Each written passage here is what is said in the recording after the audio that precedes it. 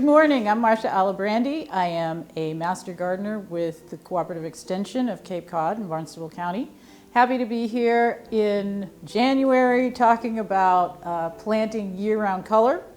And this is a time when we're looking through catalogs, and I thought it would be a great day to bring up what you can do to spruce up your yard with perennial, evergreen, and every color kinds of plants. And so that's why we're here. The first thing I want to do is talk about where is the light in your yard, because that's one of the most important things to know, because different plants have different requirements for light. We were just talking about that. And to find north means the opposite of south, obviously. But finding north and south on your property, also east and west, is critical for what you're going to plant. And Mashpee does have a GIS department, which is great. So the slide here shows you where you are. The link at the very top of this page gives you the link to your Mashpee ArcGIS part of the department, where you can access your own property. And you can blow up that slide. I've shown in the bottom right where we are right now, which is at Mashpee TV. And so you get pretty good detail, and whatever you take off a map like that, or your GPS on your phone, is always going to be oriented north. So you always know that whatever map you get like that, you're gonna have a north at the top. But what I do, but we're gonna see in a minute what you're gonna do with that map. If you can download that map as an image file, then you can print it, okay? So that's kind of fun. It's a new project for you. But I'm a GIS geek, so that's what I have to advertise. And then my good friend Jackie, who's with us today, was taking a look at this slide program and said, are you gonna talk about soils? And I thought, yeah, I guess I better. If you're new to the Cape, all right, you need to have the little talk about the glacier that was part of the Great Wisconsin Glacier. And if you can imagine in your mind, a huge 2-mile thick snow and ice pack moving slowly from the north, from northern North America, from Canada, pushing soil, gravel, and everything that was there, even living things. So there was organic material in these glaciers. And if you look at this map, you'll see in 3 locations that there were 3 lobes in this glacier that landed right here. There was no Cape Cod at the time. It simply reached its southern extent. And then when the climate changed, yes, it happens all the time, it began to melt. And as it melted, it deposited the deposits that we have underlying today. If you look at this map, and I hope you'll be able to spend some time with it, we can make a PDF available so you can see this entire presentation. But if let's say you're living in Mashpee, and take a look at the different kinds of soils and the colors that they relate to on this map, which shows you the underlying glacial deposits that became Cape Cod. Okay, there was no Cape Cod before this happened.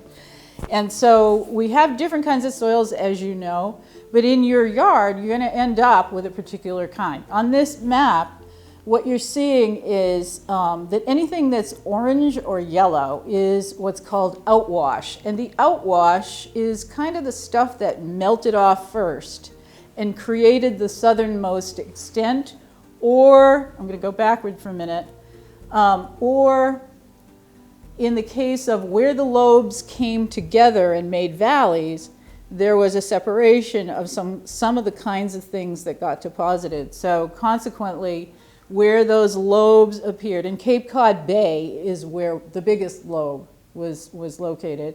On the edges of that Cape Cod lobe, I'm gonna go back a minute, which is right in the middle of the bottom right photo or image, you will see that there are these indentations where there are some valleys. And so there is a difference between what happens there, but also that's what created the Cape that we have today. So these soils that are orange are primarily sandy because they were outwash. And the red soil that I think extends into Mashpee for the most part is also outwash. And that was the light and small particulate matter that was melting first. When a glacier moves through a valley, it basically just scrapes it out. It's like a giant bulldozer, and it takes all that material and then just dumps it whenever it melts. And that's how we got here. Consequently, we have no bedrock for 400 feet. So if somebody tells you they're digging an artesian well, they're lying, because an artesian well has trapped water and rock. The Cape is completely underlaid by a water table that extends for the entire peninsula, okay? But so the soils, I live on the north side, the soils in the north side are very different. They're the clays, they're the things that got left at the bottom. The very fine clays got left at the bottom of the glacier and were the last part of it to melt. And so therefore we have very different kinds of soil. I have a couple of different kinds of soil in my yard, so we're going to talk about how that can happen. But it's important to know what kind of soil you have. At the Cooperative Extension, we can do a soil test for you because obviously some soils have more nutrients than others, okay? And that all depends on what the glacier was carrying. So this is a photo that I took of my yard, and we're just going to use this as a bouncing point. We're not going to spend the whole time in my yard, but I did plant a lot of plants that are evergreen and ever colored. So because I want to make myself happy, I think that's the point of gardening. And so in this image, north is at the top, okay? And I don't think of my property that way because I'm looking out. If you can see, I have solar panels on my south side, okay? My focus is always to the south because I love the light. And we have a lot of features. Around the house, I have 2 berms, and those are my favorite places to plant the colorful evergreen, everblue, everred plants because I see them all the time. I see them every day, and they're my foreground. So if you begin to think of your viewscape of your yard, you know, what's your foreground, what's your distance, okay? And what do you want to see from a distance, like your trees and that kind of thing. You would plant your smaller plants in the foreground, and then your larger trees at the extent of the property. And then you can fill those in as well. So you see that I have those berms around the house. I have a long vista that goes out to a bog, and that is also a place where I have put some plants in between, some bushes. I have a mini orchard. There's some things that in the mini orchard I get, you know, blossoms, and that's a beautiful thing. Not too many apples from that one, but that's okay. But what are your vistas? So what are the vistas that you want to improve with year-round color? Let's see, I have a potato field. I have another mini orchard that's directly south of the house. And I have some trees and bushes that hide the garage and a mini greenhouse that I have and some sheds and stuff like that. So there's a lot going on, but there's a lot going on in everybody's yard. So in the next slide, what I've done is I've flipped it around. So you see the house at the bottom because this is the way I see my yard, which is I'm always looking to the south. I have a very short distance in the north side of the house, so I don't do much with that. But as far as what I'm going to look out on, that's what I want to have, where I want to have color. So these are some of the views around my house. Off to the east, I have that bog, as you can see, and I've put some, spring blooming trees. Tree shapes are very important in the winter landscape because they're beautiful. And if you think about planting trees with different shapes, and I'm going to show you a ton of them, you can create, patterns of visual interest in different parts of your yard by doing that. So straight in front of me is that, that view to the bog, the little mini orchard, and to the southeast corner, actually I should be doing this opposite, right?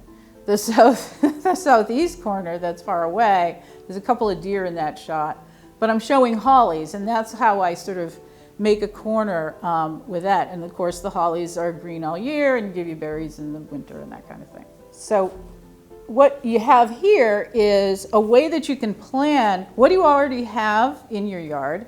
So draw a plan of your yard, because you can think about, where do I want some new vistas or some little scenes? How can I block, my neighbors, or, whatever you want to block, a big, air conditioning or other kind of unit. There's ways to do that and do it with plants. So one of my gardens is a buffer garden, and I use the buffer so that I don't have to look at the garage, And so you can do things with plants that soften that landscape and just make it joyful all the time. I'm going to focus right now on the berm, which is right off my deck. This is the first thing that I see. As I said, I overlook this berm, so it is always got color in it. Even in winter, as you can see on the upper left photo, is it your upper left? On the upper left photo, even in snow, this thing has color, and that's what I wanted. That was the palette that I wanted to have. I wanted something joyful. I don't care what season it is. So in the center of that is, well, right at the very corner, I'm showing a yucca, which I never thought could live in New England, but there you go. They're pretty tough. I think they can grow anywhere. And also, I have a pink title underneath a red plant that stays red in the winter and then turns green in the summer. And it's an evergreen. It is it's a heather. It's a Calluna vulgaris, and it's called Robert Chapman. And Robert changes color all the time. It's an incredible little plant. But that tree in the middle is a plant that I'm going to show you in a moment, and it's just a bush that can be pruned. It can be made into different shapes, and there's always some yellow in the landscape. So the heaths, now heaths and heathers are not the same, but they're similar. There are heaths that grow out in the National Seashore in Wellfleet, just wild. So a heath only needs sand. This entire berm was put in when I made an addition on the house and created that porch that goes around the side, the front and the side. So it's on the south side and on the east side. And these heathers, these heaths, they're blooming now. I mean, it's wintertime. They're blooming, they're starting to bloom now. And they're just green mounds in the summertime, and that's fine. It's a landscape plant, but who else is going to bloom in the winter? I mean, it's fantastic. So you can see also that what I've done with these mounding plants is I've made mounds that are different colors and different shapes so that there's some interest, there's some visual interest. You will never see a row of anything on my property. That just doesn't happen. A lot of people like that because it's definitive, and that's good. And you can do that with these kinds of plants as well. But for me, I don't have anything like that. But each of these is going to give you visual color all year. The tree that I have in the middle of these, in this berm, is the golden, gold thread cypress. And as you can see in this slide, you can have them in any shape. They can come in any shape. You can shape them yourself because you can prune them, and they just keep coming. And they do like sun. They will be more yellow in sun than they will if they're not in sun. So you want to have a sunny spot for it, and then you can surround it with some of these other plants that I have in this berm, which are sun lovers. They just love sun. They don't even care. I've never fertilized this, I'm embarrassed to say, but I have never given it anything. It's just growing in sand. But all of these plants love sun. So you can find this particular plant. I use it as an anchor in a lot of locations on my property, and they just give me joy because they're yellow. This is an image that's showing the same berm in a different time of year. On the upper left, it's spring. So one of those had those, wait a minute, which one is that? Uh-oh, it's Calluna vulgaris, sorry. It fell off the slide somehow. But it's a heather, and it blooms in spring. It's called gray carpet. And you can see in comparison to the gold thread cypress, there's a nice contrast in the color there in the spring. And in the foreground of that spring shot is Santolina, which is kind of an herb, not something you would eat, but it has a scent and it just grows. And you can snip off one year for the Master Garden plant sale.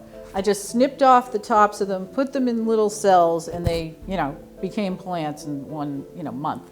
So you can put them in different places, remembering they love sand and they love sun, okay? So in this particular shot of the fall, you can see the Santolina. In the foreground, I have one of the ericas, which is a heath, and it's called Mediterranean white.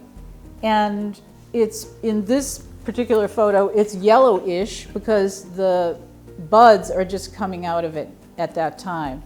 And then eventually in winter, they open up and they turn white, okay? So what I've provided here, this is my favorite. This is Robert Chapman, and you can see the different stages of color this thing goes through during the year. In the image that shows the flowering, it is bright lime green in the summertime and has pink flowers. But in the winter and fall, it is red, as you can see in the picture. So this is just one heather that has a million, it's a chameleon, okay? And there are a number of chameleon-like heathers because they just respond to different things with the light. And it's exciting. It's an exciting plant. It's like, what's it doing today, But there's always color. It's never dead. There's never a downtime with it. And then the ericas are coming. The ericas are the ones that I have that are Mediterranean pink and Mediterranean white. And those are the ones that it's January, they're starting to come out now. The pink ones are already out. The white ones will come, maybe in a week or two. But they'll stay in bloom, I think, until about April. And then in April, they're just too hot and they're busy building more leaves. Okay, we're done with the flowers. So, but the thing is, in this dead time, that is so, drab, it's really nice to have something going on. So another plant that surprised the heck out of me was these yuccas. And when I discovered yuccas was when I was teaching in North Carolina, where there was an incredible nursery where the person who ran it went all over the world to find different kinds of plants, and it was just irresistible. So I thought, okay, well, I'm going to try it. It says they could go to zone 6, so that's the other issue you need to think about is what kinds of things can survive in our zone. And we were kind of on the border of 6 and 7, so it just depends on your particular area. But these two types of yucca, there's the filamentosa, and then there's the flaccida. And the flaccida is even more fleshy than the filamentosa. But I have both of them because I love that yellow-green combination. They're a great shape. They make this wonderful shape and perk up your eyes, And I recently went to the new Cape Cod Technical High School where I worked many years ago. This is the new building. And they have put those yuccas in the very front of their, this is where you could see them as, okay, is it something I could line up? Could I have many of these? And you can use them for anything, and you wouldn't think about using a yucca, but you know what? A little yellow is very inspirational in the wintertime. So just to get you thinking outside the box of just northern species. And I also had close-ups here of the native species Uva ursi, which is the darkest green patch here. This is a Massachusetts native. I believe it is actually the grandparent, great-great-great-great-grandparent of cranberries. And it's still found in the wild, particularly down in the, on the elbow after the elbow, down in the National Seashore area and Wellfleet, and it just grows everywhere down there. So this is a nice plant to have because it does have flowers in the spring. It does have fruit in the fall. And that I have on, you can even make interesting areas with different shades of green. So I see the Santolina as blue. It's kind of silver blue, but I see 3 different colors there. And that to me is interesting. Those colors are of interest. So they have different properties in different seasons, but they're worth planting just to keep you happy. And we were talking earlier about Daphne. This was another plant that I learned about in North Carolina and never expected that I could grow it here. But my housemate and dear friend of 9 years when I worked down there gave me one when I left and said, you got to plant this. So I thought, okay, we'll try it. It's in one of those berms, but it is at the very north end of the berm. It doesn't require a whole lot of light, but it likes morning light. And there are a lot of plants that only like morning light and burn up if they have more than that, such as hydrangeas. You don't want to put hydrangeas in afternoon light because they get too hot. They love having morning light. That's just enough, and they don't get crunchy. So I've shown the Daphne here. I thought, oh my God, I'm going to lose it. I'm going to lose it after the drought. But in fact, it survived the drought. It wasn't happy because it was dry. I never watered it.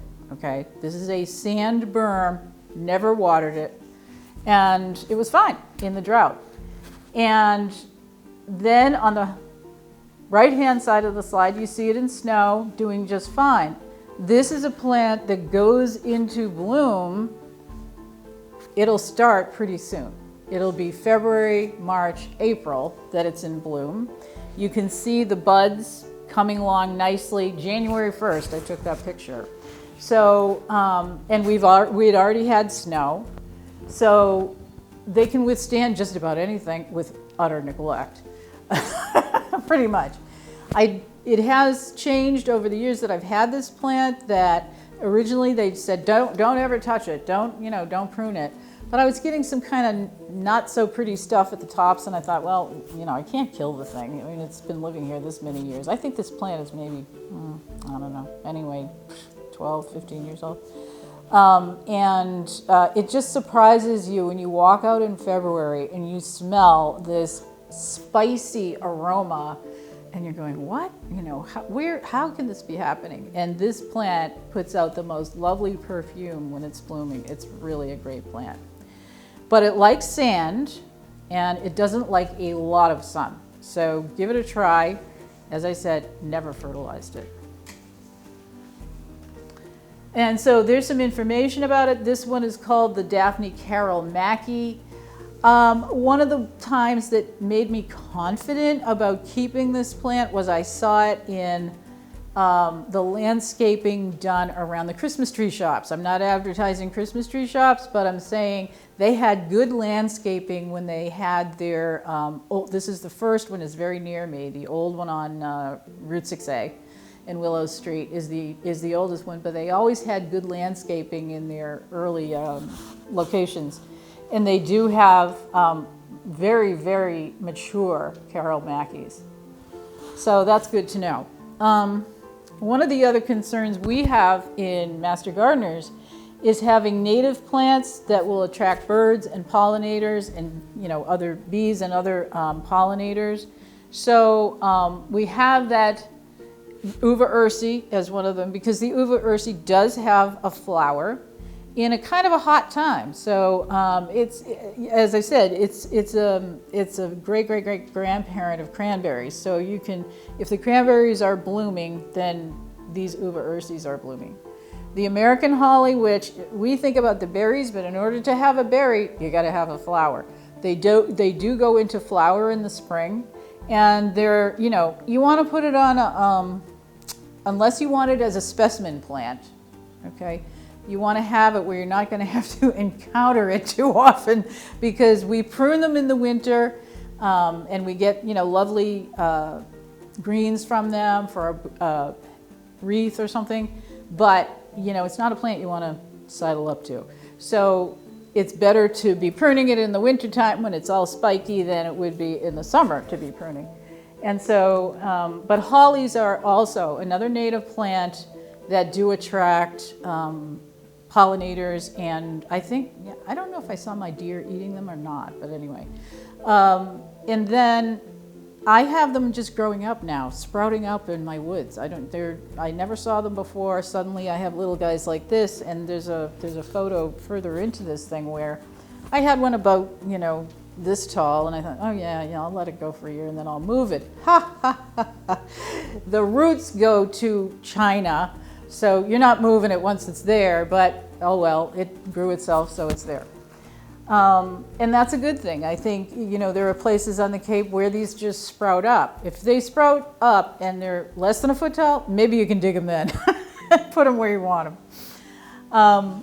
And finally on this slide is the juniper with the blueberries, the blue hard berries that attract birds that will eat them. And also, if you make gin, you can put that's what gives gin its flavor, is those blueberries. I'm not sure. I haven't tried it yet. And I have an arborvitae in one of my landscapes that I'm just going to show you for a moment. It's on the left-hand side of this slide. I'm talking about slopes and sight lines and vistas that you can create. In the winter, I love the outlines of these two trees that are out over by my bog because there's nothing behind them, so I get the full shape, and I just adore those. One is an ash tree and one is a weeping birch. Underneath that photo, you see a conglomeration of plants that are beyond the berm. I have a walkway between them, but those plants are kind of like buffer plants. And the one that's furthest to the left is a conical or pyramidal arborvitae. We're going to go back for a second because I have those on this slide, and you can find arborvitaes again in different colors. They have yellow ones. Remember, if it's yellow, it likes sun. And they have them in pyramidal shapes. You can prune them to be round, or they can start out round. They're an excellent foundation plant and shape against which you can put other plants that contrast in shape. So they're a really important structure for a vista or a pathway or an entryway, and then have other smaller plants around them. And I guess that's what I'm showing here, is that I now have rounded and mounded plants near that one kind of soldier that's standing up there. And it's just become part of that scene that I love every day. Beneath that photo is the arborvitae with the red maple, okay, not in leaf. So that's the way the red maple looks right now. And again, the shape of that tree to me is beautiful. Even though it doesn't have leaves on it and it doesn't have its lovely red color, it's still of interest, okay? I told you that I had a buffer garden. There's a buffer garden there that is just a bunch of, Jackie, you gave me those, the Montauk daisies, and then that tree is a Coosa dogwood. And so they turn red in the fall, and they do have fruit, and they attract 1 million squirrels. But they also have flowers in June. So seasonally, they are of interest. On the right-hand side, I have a long view of what I consider my front yard. I'm looking to the south.